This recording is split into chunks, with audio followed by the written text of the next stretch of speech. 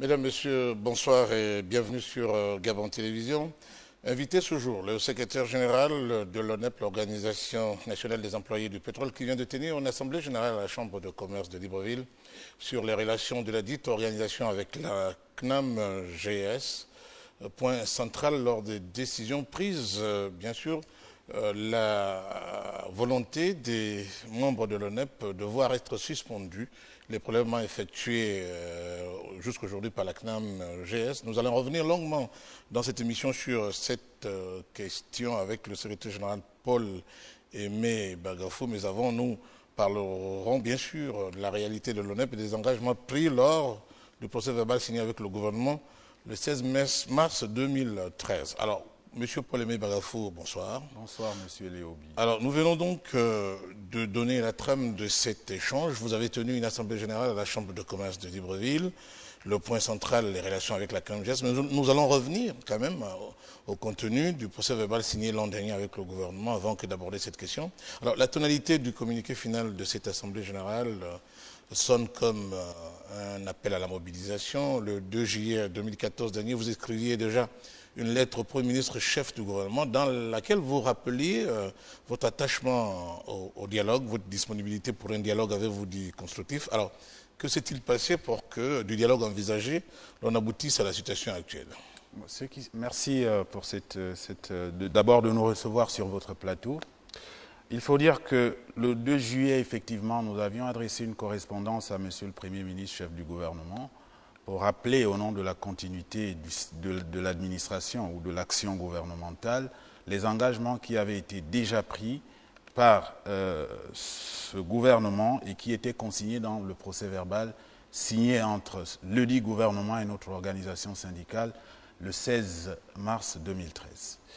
Malheureusement, depuis le 16 juillet, nous n'avons reçu en guise de réponse que le silence des autorités. Alors, il y a dans cette correspondance à laquelle nous avons accédé un certain nombre de revendications déjà contenues dans le fameux procès verbal. Alors, est-ce à dire que jusqu'à ce jour, les points contenus dans le procès verbal négociation gouvernement en NEP de 2013 n'ont pas connu un début de solution? Il faut dire que les principaux points, à l'exception de celles qui concernaient les salariés de Schlumberger et de SGEPP, qui avait été donc mise en œuvre parce qu'il c'était un préalable important déjà pour la poursuite des négociations.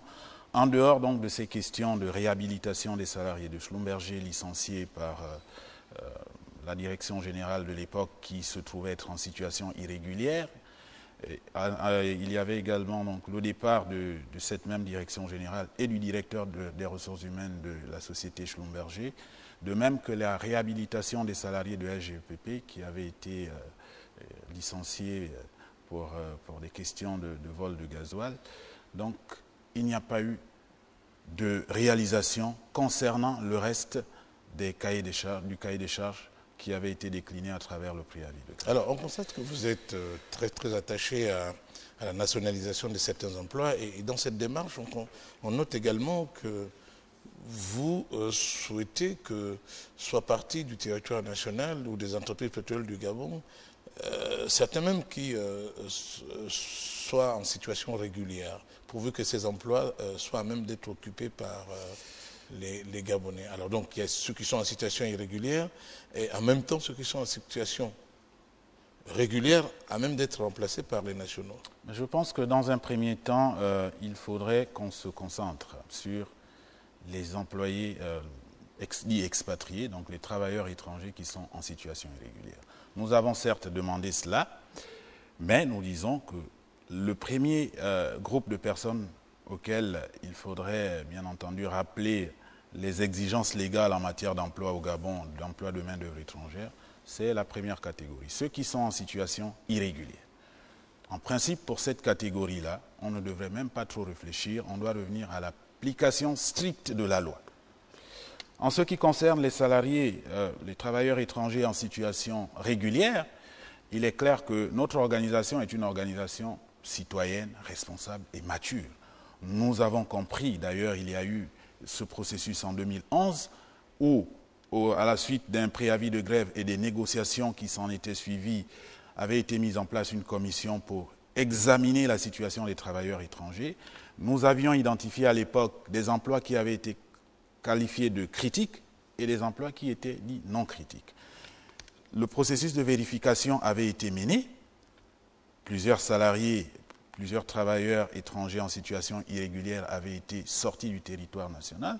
Donc le processus s'était fait de manière progressive.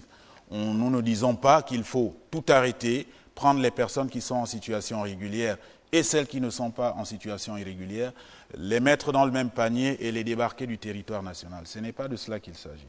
Il s'agit d'abord de régler la question de la main-d'œuvre en situation irrégulière, conformément à la loi. Ensuite, pour ceux qui sont en situation régulière, il faut regarder les emplois qui sont occupés par des travailleurs étrangers et qui sont susceptibles d'être occupés par des nationaux. Alors c'est quand même un combat qui risque de prendre un peu de temps, Tout à fait. Nous en sommes conscients. À long terme, puisque en ce qui concerne par exemple les responsables, les postes de responsabilité, seuls 17% des postes de responsabilité sont occupés par des nationaux, 83% par les expatriés. Est-ce que les mutations envisagées concernent uniquement les employés de bas niveau, si on me permet l'expression, les exécutants, ou en nivelant vers le haut, on s'attend aussi que le personnel d'encadrement, là aussi, retient votre attention? Tout à fait. Toutes les catégories de personnel retiennent notre attention. Et ce que nous disons aujourd'hui, c'est que nous ne parlons plus tellement de gabonisation, hein, parce que la gabonisation a malheureusement mal tourné. La gabonisation avait été entendue par certains comme la possibilité de remplacer un travailleur étranger par un travailleur gabonais, même si celui-ci n'avait pas les compétences, sur la base peut-être de l'appartenance, de la fraternité, de la parenté. Donc, et là, ça a un peu dérapé. Donc c'est pour ça que nous recentrons notre discours en disant aujourd'hui, nous exigeons la valorisation des compétences nationales. Cela veut dire que si un travailleur gabonais devrait remplacer un travailleur étranger, on s'est assuré en amont qu'il a les compétences pour occuper la fonction. Et les compétences existent. Et puis aujourd'hui, lorsqu'on nous dit qu'il y a un problème de disponibilité de main-d'œuvre qualifiée pour pouvoir occuper un certain nombre d'emplois, lorsqu'on dit cela, en fait, on est simplement en train de dire que l'État a failli à sa mission de formation. Hein, parce que je lisais une interview du président Omar Bongo accordée à Jeune Afrique en 1974 et la question de l'adéquation formation-emploi se posait et la question de la quantité suffisante de personnel qualifié pour occuper les emplois dans le secteur pétrolier se posait. Donc pendant toutes ces années, on n'a pas pensé à former des gens, mais en réalité, pour nous, c'est un faux fuyant. Les compétences existent. En 2011, lorsque le problème de la main-d'œuvre étrangère avait été posé et que certains salariés, certains travailleurs étrangers avaient été sortis du territoire national, l'ONEP avait lancé un appel à candidature pour recueillir des CV, des Gabonais qualifiés dans divers domaines, de la finance en passant par la production, etc., puisque le secteur pétrolier rassemble un peu tous les corps de métier. Donc, au cours de cet exercice, plus d'1 millier de CV avaient été reçus. Ces CV avaient été communiqués, avaient été transmis à l'ONE. L'Office national de l'emploi. Voilà, et malheureusement, il n'y avait pas eu de suite. Alors, dans cet élan, comment appréciez-vous les efforts, malgré le retard depuis 1974 que vous notez? L'Institut de pétrole de Port-Gentil et de gaz, c'est une réponse comme une autre du gouvernement? Pour nous, je ne sais pas, c'est une réponse, en fait, c'est ce qui apparaît un peu comme du saupoudrage. Comme du saupoudrage dans la mesure où je vais vous prendre le cas des emplois de faible technicité. Donc les ouvriers qualifiés, les ouvriers hautement qualifiés. Nous avons ici au Gabon depuis bien des années les centres de formation et de perfectionnement professionnel qui sont censés former des tuyauteurs, des soudeurs, etc. Lorsque vous regardez l'état de délabrement de ces centres, particulièrement le centre de Port-Gentil, et je sais que les autres centres de formation professionnelle ne sont pas forcément mieux lotis, vous regardez, il n'y a même pas de poste à souder. Et dans cette tranche-là, c'est un bassin d'emploi important. Alors, donc vous êtes pour dynamiser d'abord les écoles intermédiaires avant Il faut dynamiser d'abord le système éducatif depuis l'école primaire, puisque l'école primaire, l'école secondaire et même l'enseignement supérieur sont en lambeaux. Il faut vraiment repenser le système éducatif, le redynamiser, et pour ce qui est de la formation professionnelle, y mettre un accent particulier, parce que c'est de là que sortiront les techniciens dont nous avons besoin. L'Institut du pétrole et du gaz, soit, va former une dizaine de cadres par année, mais ce n'est pas cela qui va combler alors, Paul-Aimé Bagafou, vous donnez aussi un certain nombre de contrôles dans le cadre de l'ONEP, bien sûr, hein, des transparences dans le fonctionnement, le respect des procédures au niveau des sociétés pétrolières. En même temps, on observe que jamais le monde pétrolier au Gabon n'a été aussi transparent.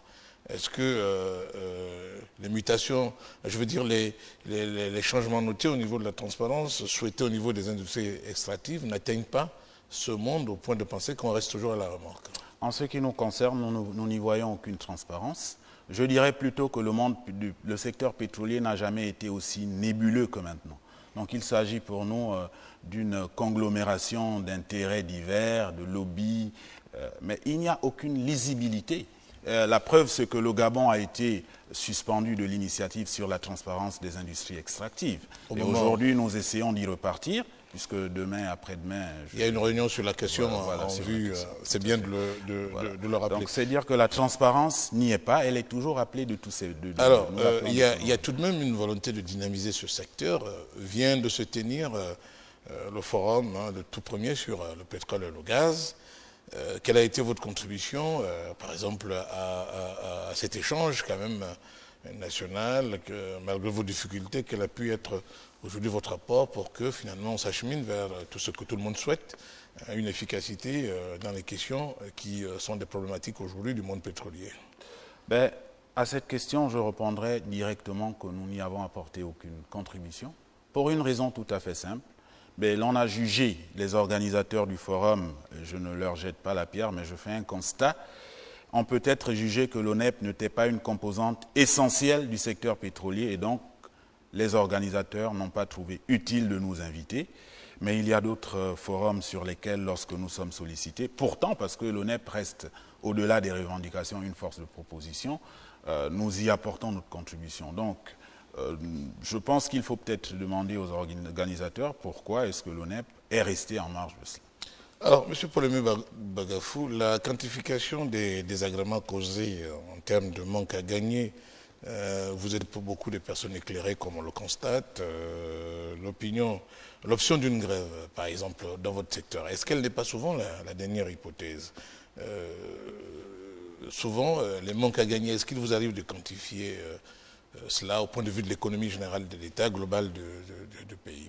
Tout le monde est conscient de ce que peut être la conséquence d'une grève dans le secteur pétrolier. Vous savez, dans le secteur pétrolier, à chaque fois qu'on parle de coûts, journalièrement, les opérations coûtent des millions de dollars. Donc les opérations sont chiffrées en millions de dollars et non en millions de francs CFA. Donc si on extrapole, on voit bien quand on dit 1 million de dollars, c'est déjà quasiment 500 millions de francs CFA.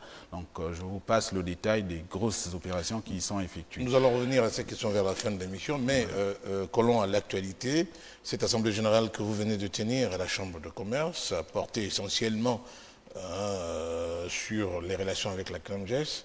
Alors vous avez décidé à votre niveau de demander à ce que soient suspendus les prélèvements effectués par la CNAMGES. Alors, de quoi s'agit-il? Est-ce que vous vous êtes rapproché de la CNAMGES pour en parler avant d'en arriver là? Comment, subitement, on en arrive là? Il ne s'agit pas en fait, d'une décision subite. Il faut dire que le problème avait été posé dans le préavis de grève que j'avais mentionné au début, celui de février 2013, et que ces points figurent, bien entendu, dans le procès verbal du 16 mars 2013. Donc le problème un certain nombre de questions avaient été soulevées, à savoir déjà que à partir du moment où on fixait un plafond de 6 millions de francs sur l'ensemble de nos revenus imposables pour ce qui est de l'assiette de cotisation, nous avions demandé par exemple un relèvement du plafond d'exonération du cumul des primes. Je m'explique. À ce jour, nous bénéficions d'une exonération sur les primes, le cumul des primes annuelles, à hauteur de 4 millions. 4 millions, vous avez souhaité que ça soit... Donc nous avons souhaité que ça soit relevé. Ça n'a pas été fait. Nous avons dit aussi, pour que la solidarité ait véritablement un sens, il faudrait bien que l'exemple vienne d'en haut. Ceux qui bénéficiaient des fonds communs devait également être pris en compte dans l'assiette de cotisation pour cette catégorie. Vous savez que sur cette question, il y a quand même un débat sur une réforme visant à ce que les choses soient plus équitables. Tout à fait. Alors, concernant de 4 à 6 millions, est-ce que vous n'estimez pas normal le niveau d'imposition à 4 millions pour un cumul, je veux dire, de primes annuelles? Vous voulez le ramener à 6 millions. Fondamentalement, qu'est-ce qui gêne? Quels sont les éléments qui peuvent soutenir une telle pensée? Le problème, c'est qu'à partir du moment où on vient nous prélever de l'argent, nous, on n'en gagne pas en contrepartie. Donc, notre pouvoir d'achat s'en trouve érodé. Et je vous dis que si vous vivez à Port-Gentil, par exemple, vous pouvez vous rendre compte que le manioc, un bâton de manioc de 50 cm, coûte en moyenne entre 800 et 1000 francs CFA. Pour avoir un loyer de 2 chambres, vous payez en moyenne 300 000 francs. Donc le pouvoir d'achat des travailleurs s'en trouve impacté du fait de l'élargissement de l'assiette, de ce plafond de 6 millions. Élargissement du plafond, mais voilà. Les gains dans le cadre de la CNAMGES auraient été obtenus dans le cas d'espèces, dans le cadre des prestations qu'offre la CNAMGES. Alors maintenant, parlons-en, qu'est-ce qu'il en est exactement? Ce qu'il en est, c'est qu'il n'y a absolument pas d'amélioration. Aujourd'hui, si nous montons au créneau, c'est pour dire que la CNAMGES n'apporte pas de valeur ajoutée aux prestations que nous avions déjà. Il faut savoir que la plupart des entreprises du secteur pétrolier en particulier, et j'imagine que c'est le cas dans bien nombre d'entreprises du secteur privé, les employeurs ont souscrit des assurances privées au bénéfice de leurs salariés et de leurs ayants droit. Et je peux vous dire que lorsque nous avons des négociations avec les entreprises, généralement c'est la question sur laquelle se dégage un plus grand consensus. Donc il n'y a pas beaucoup de conflits autour de cette question et ces assurances marchaient. La mise en œuvre de la CNAMGES pose un certain nombre de problèmes. D'abord, les plateaux techniques n'existent pas. Pour nous, on aurait compris qu'au lieu de rétrocéder simplement les activités d'hospitalisation, de distribution de médicaments et d'évacuation sanitaire à la CNSS, à la CNAMGES, la CNSS devait également rétrocéder les hôpitaux, s'ils existent encore. Et lorsque moi je regarde Polygamba à Port-Gentil, qui est suffisamment illustratif d'ailleurs de l'état de lambeau aussi du système hospitalier, même s'il y a des efforts qui sont faits à Libreville, mais tous les Gabonais n'habitent pas à Libreville. Les CHU se construisent à Libreville, mais nous n'y habitons pas tous. Et lorsque nous sommes malades, en urgence, nous devons pouvoir nous soigner. Là où nous nous trouvons, surtout que la CNAMGES avait été mise en œuvre pour procurer des soins de qualité aux Gabonais sur l'ensemble du territoire national. Donc il y a aussi le problème du prélèvement en lui-même. Le prélèvement pose problème dans la mesure où vous avez des salariés qui sont immatriculés à la CNAMGES. Parce qu'on nous avait dit que c'était une assurance maladie obligatoire, et du fait de ces caractères obligatoires, les gens en filigrane ont compris que s'ils ne s'immatriculaient pas, il pourrait y avoir des sanctions. Donc la peur a guidé certains. Il y en a qui, comme moi par exemple, ne sont pas immatriculés. Et je vois quand même que je suis prélevé. Or, il y a aussi un problème juridique important. Le salaire est un élément protégé. Un tiers ne peut jouir de mon salaire que si je signe un acte de cession volontaire de tout ou partie de ce salaire, et même les quotités sont protégées, ou alors s'il y a une saisie découlant d'une ordonnance judiciaire de mon salaire, de tout ou partie de mon salaire. Nous disons que même l'État, puissance publique, n'a pas le droit de disposer du salaire des gens à des niveaux qui n'ont pas été convenus. Paul-Aimé Bagafou, c'est un problème. Je vous saisis, c'est vrai. Mais aujourd'hui, dans le débat global concernant les affaires sociales, la CNAMGES est présentée comme un élément essentiel dans le dispositif national, j'allais dire, d'appui à la société concernant, on va dire, les questions de santé, les questions sociales. Alors, est-ce que, tel que vous le décrivez, ce n'est pas une remise en cause de ce qui est déjà considéré comme étant un acquis sur bien d'autres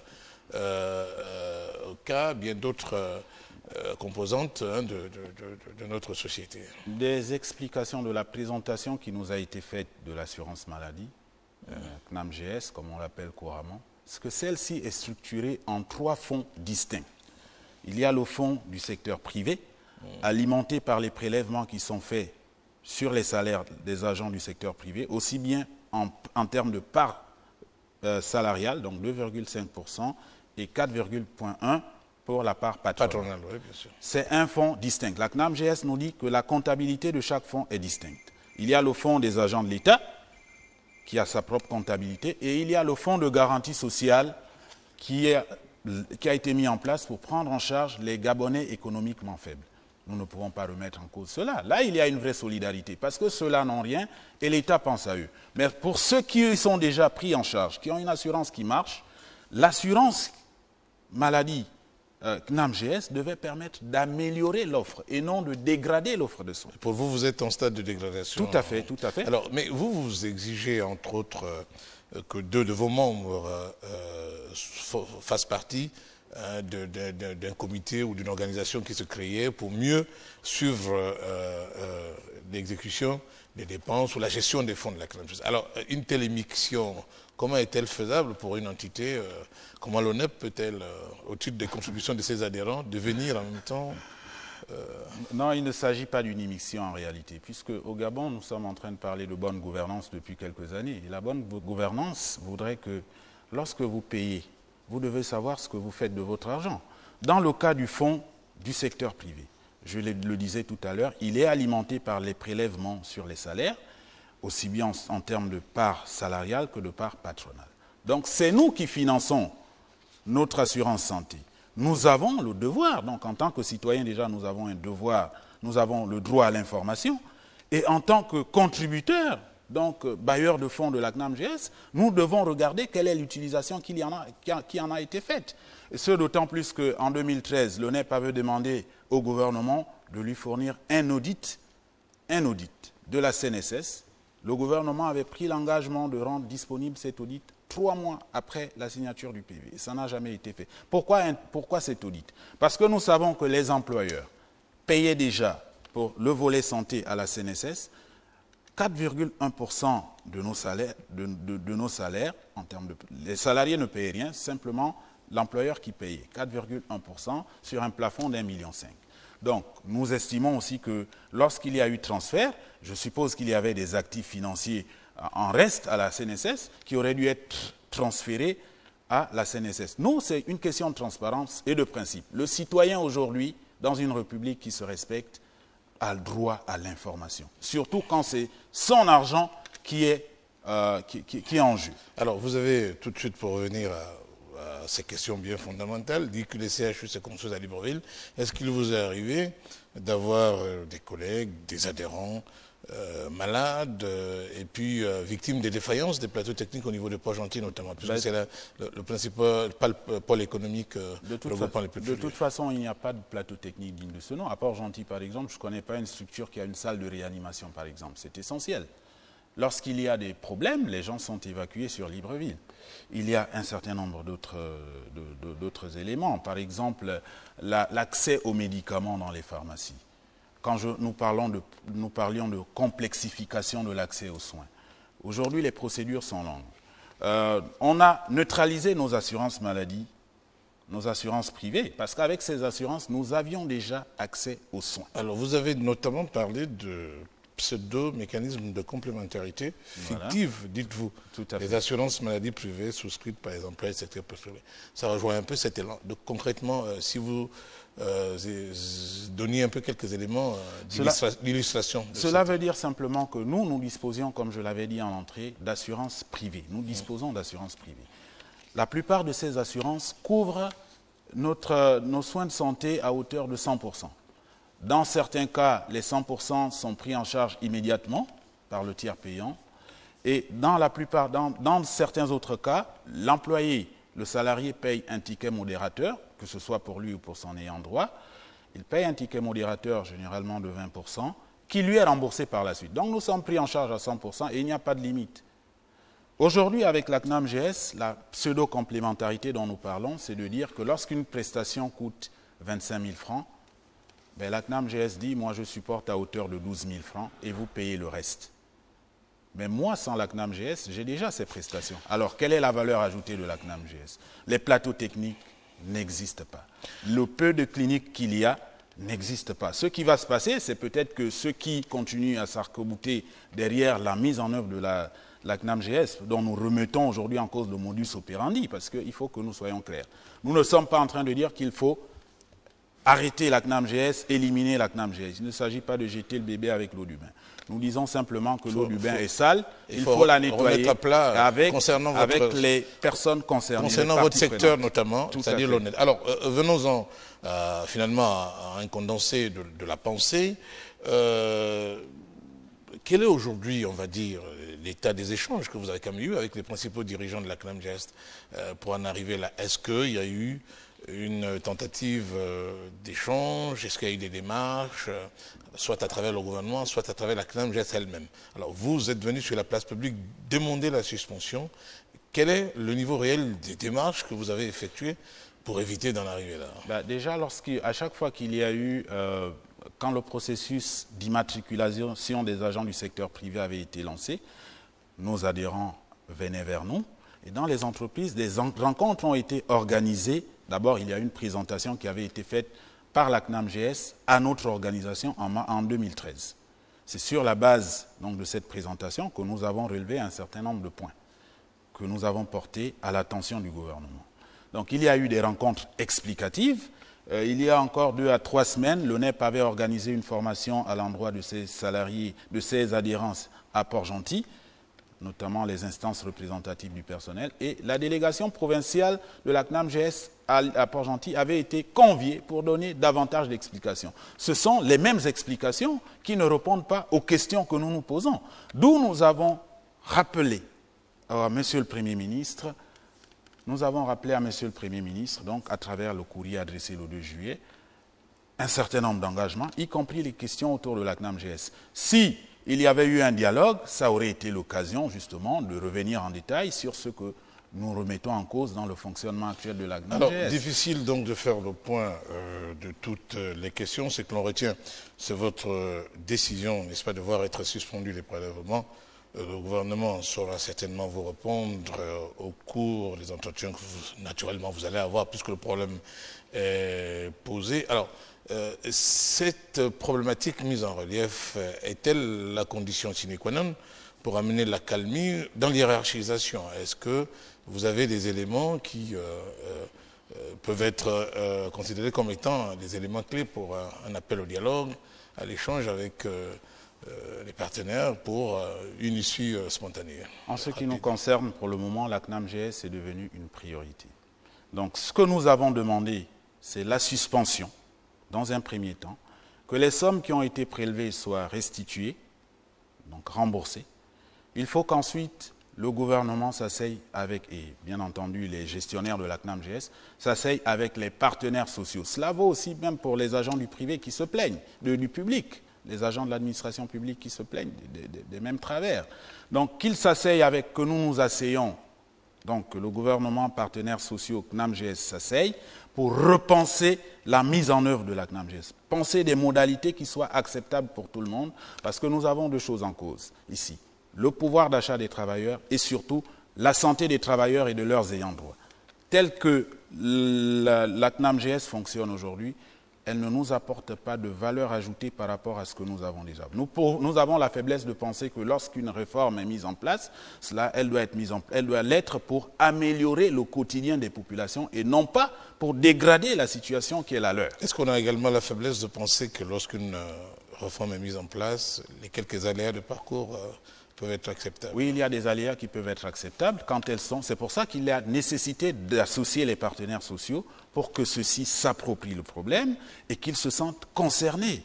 Donc à partir de ce moment-là, on lève déjà, il faut être proactif. Or, nous, on veut toujours que l'on vienne sur la place publique crier pour être entendu. En ce qui concerne le NEP, nous disons que c'est une condition sine qua non. Si ces éléments, notamment la suspension et le remboursement de sommes, ne sont pas effectués, il est clair que notre organisation, aujourd'hui, considère qu'il s'agit là d'un casus belli susceptible de nous conduire vers une grève générale illimitée du secteur pétrolier à activité connexe. Alors, casus belli susceptible de vous conduire vers une grève illimitée. Alors, M. Paul-Aimé Bagafou, secrétaire général de l'ONEP, d'un côté, la légitimité de vos revendications, de l'autre, le risque de paralysie de l'économie que vous évoquez. Comment, au quotidien, appréhendez-vous cette dualité? Nous faisons ce que nous avons à faire. C'est aux autorités de faire ce qu'elles ont à faire. C'est le devoir régalien des autorités de faire en sorte que le front social soit calme. en instaurant un véritable dialogue social, pas en méprisant les partenaires sociaux, parce que lorsque nous interpellons les pouvoirs publics, c'est pour que ceux-ci se rendent compte des problèmes et disent « venez, on va essayer de voir ensemble comment y trouver des solutions ». Mais lorsqu'on nous ignore, peut-être pense-t-on pouvoir nous marginaliser, mais ceux qui veulent nous marginaliser vont subir notre existence. Et c'est peut-être la meilleure façon de se faire entendre. Pour nous, ce n'est jamais de gaieté de cœur que nous sommes rentrés en grève, parce que la grève ne profite en réalité à personne. Mais il ne faut pas aussi oublier que c'est un droit.